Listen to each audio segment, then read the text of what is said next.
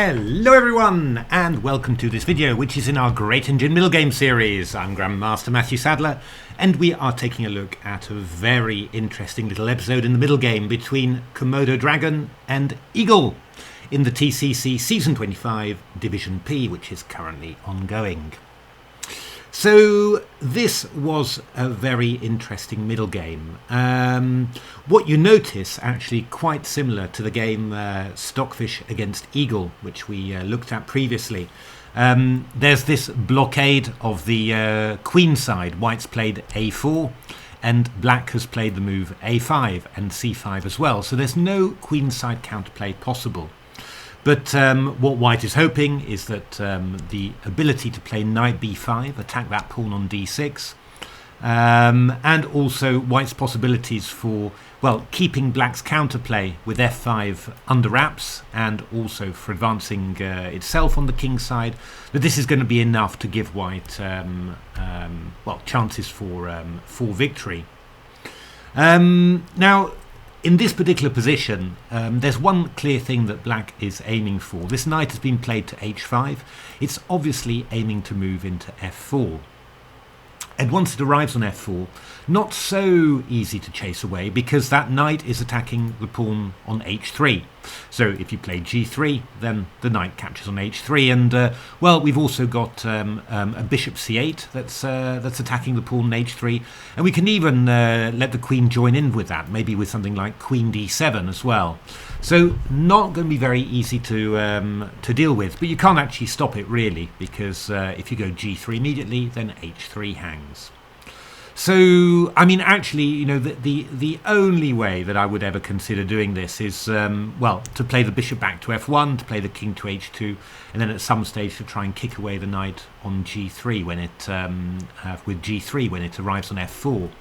But what Dragon came up with in this game was absolutely remarkable. And I have actually seen these sort of plans before, but well, I mean, you know, Stockfish 8 did this against Alpha Zero, but that was purely defensive when a file on the king side was threatened to be open. To do it actually just in a sort of an attacking way, I've never ever seen this before. Quite remarkable, I have to say. So what is this all about? Well, I'll show you. So Komodo went king h2 and then knight f4. And then my move would have been bishop f1. And in all fairness, you know, on my hardware here, yeah, I mean, Stockfish and Dragon both played bishop f1 a number of times. Note, by the way, that the threat here was to play g3, stopping knight f4. So, you know, that's also quite important there.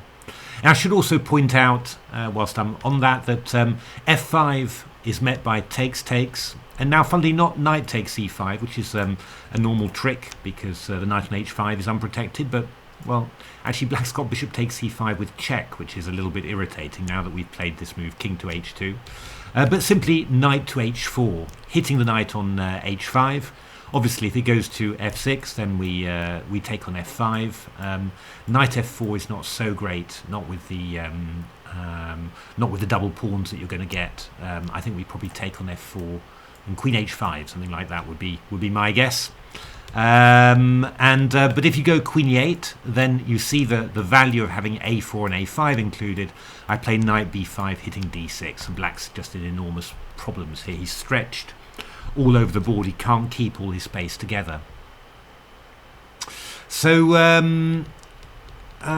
what Eagle did was knight f4, and now this move bishop b1. And yeah, you know, you look at it and you sort of think bishop b1, all right, but how are you going to get rid of this knight on f4? I mean, having the bishop on b1 is quite useful because, you know, if Black goes f5 and the bishop's pointing towards the king, it's attacking that pawn on f5, attacking the pawn on h7 behind it. But how are you going to get g3 in when you haven't got anything to defend h3? Well, this is the genius of what Komodo Dragon did. So knight a6 from Eagle. Playing the knight to b4, I'm not sure this is a very good idea. I mean, it has a bit more point than normal because the knight is combining into d3 there, but the chance that something is going to really happen on d3 is quite small. And well, on b4 the knight's safe, but yeah, it's kind of out of the action. You'd really want that knight more on the king side, you know, supporting the king, maybe joining in a kingside attack or something. Notice it a number of times. Engines are still often keen on using that outpost on the queen side. Even Stockfish. I've got a game in the Silicon Road to Chess Improvement where Stockfish loses to Stoveface in this type of structure, and just by putting the knight on b4 and basically ending up with nothing to do for that knight. But okay, it's got a little bit more point there. But what Komodo Dragon now does is outstanding. Rook h1. Rook h1.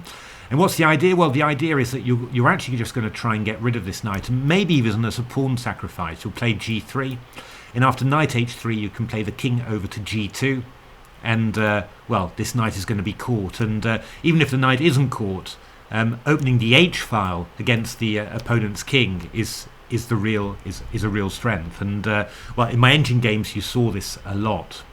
Now, yeah, Eagle played queen d7 to meet g3 with queen takes h3 check and queen g2 mate, so that's just stopping that. Let me just show you what happened in some other engine games.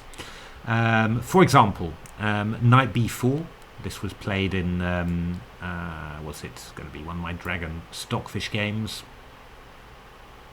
And then what game am I going to show you? I'm going to show you this one, I think. So bishop e3, just to stop anything coming into d3, and then f6 was played by Stockfish, and then g3, knight takes h3, just a pawn sacrifice, and knight h4, knight g5, king g2, and yeah, what is white aiming for here? Going to double up on the h file, and going to play moves like f4 and then maybe f5 and launch some attack against h7. And it's just very, very difficult for black to defend that king side, especially considering that you're a knight light.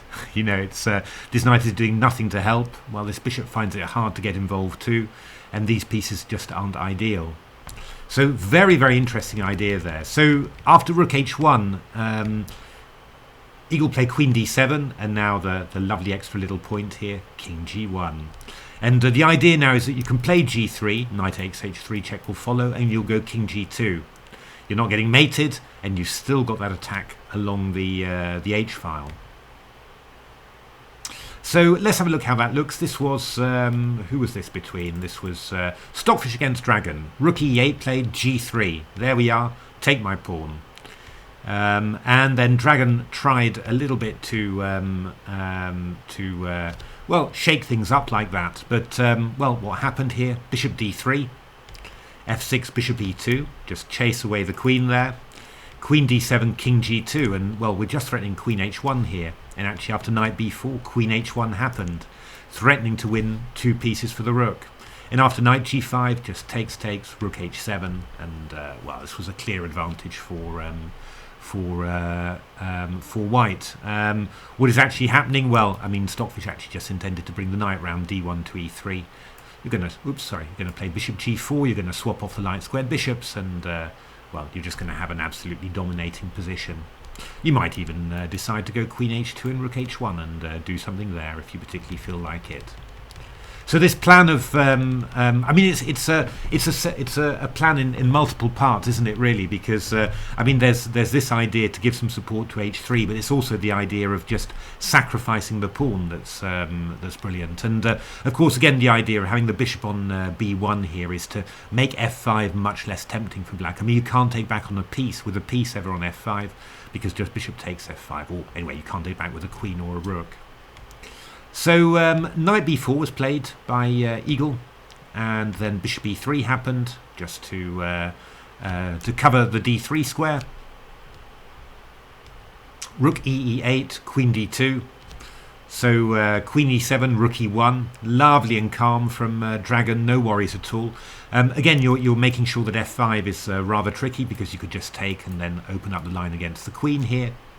So knight h5 was played by Eagle, just moving away, queen d1, and then, well, at some stage we are simply going to play for g3 and king g2, and then we'll be perfectly great. The knight will have been kicked away. Well, Eagle found a possibility to play the move f5 e takes f5, g takes f5, and Eagle played it as a pawn sacrifice.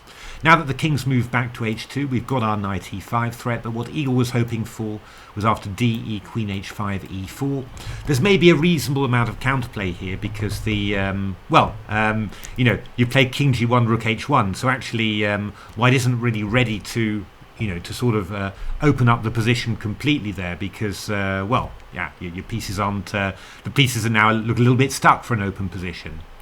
But what Dragon did was really, really nice. So just played bishop d2, getting out of the way of f4. And, well, the fact that you've got this bishop on b1, it means you can't just play f4 as a sack.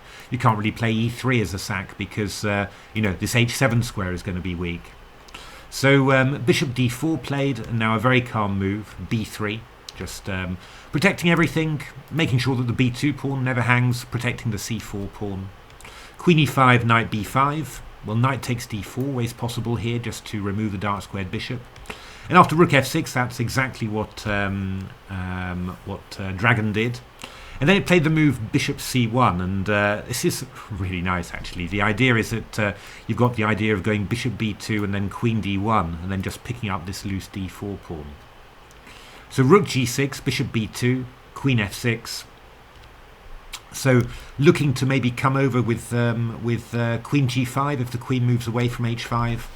And yeah, I mean, I think you can tell, can't you, that this is, you know, this is pretty good for white. I mean, white's got lots of trumps, but the pieces are, you know, looking a little bit passive, restricted by the black pawns.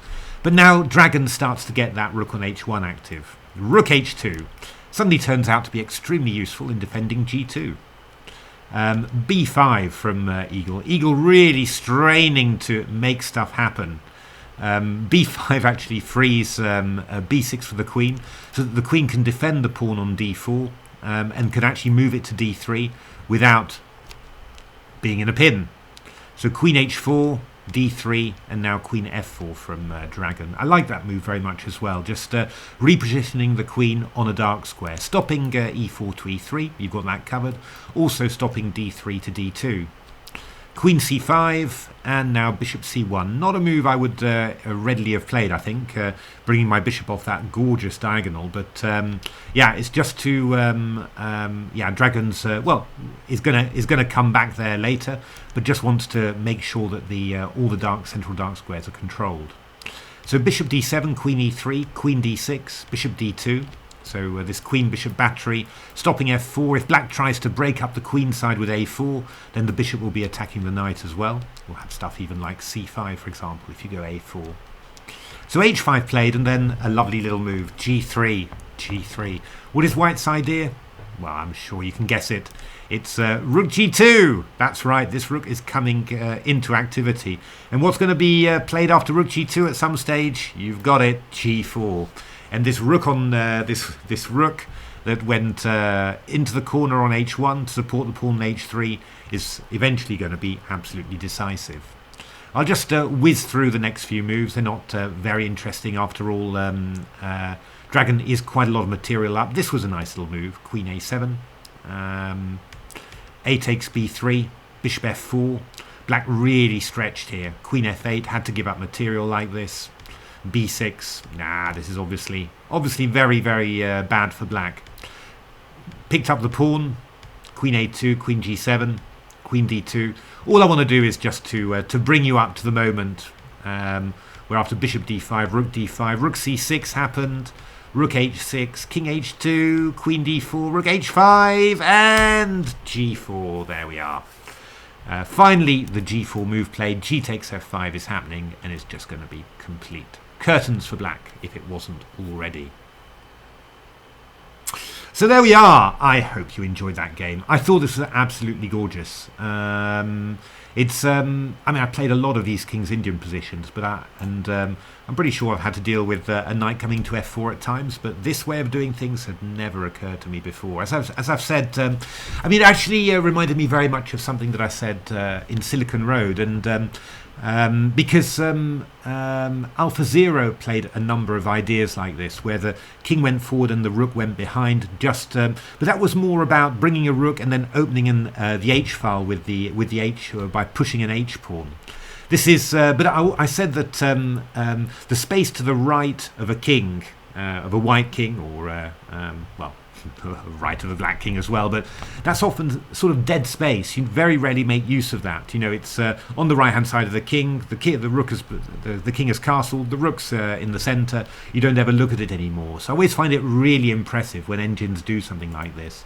King h2, knight f4, bishop back to b1, knight a6, and then rook h1. Just making sure that that you can chase away that that knight with g3. And as I said, what I really liked about it was that it was often a pawn sacrifice. You know, just g3, king g2, and then exploit that that h file. And there's something else I said in Silicon Road that you know, did another big chapter on this. Yeah, the quickest way to open a file is to give away the pawn in front of it. That's what AlphaZero always did, and well, all these modern engines, they can do it just as well, if not better.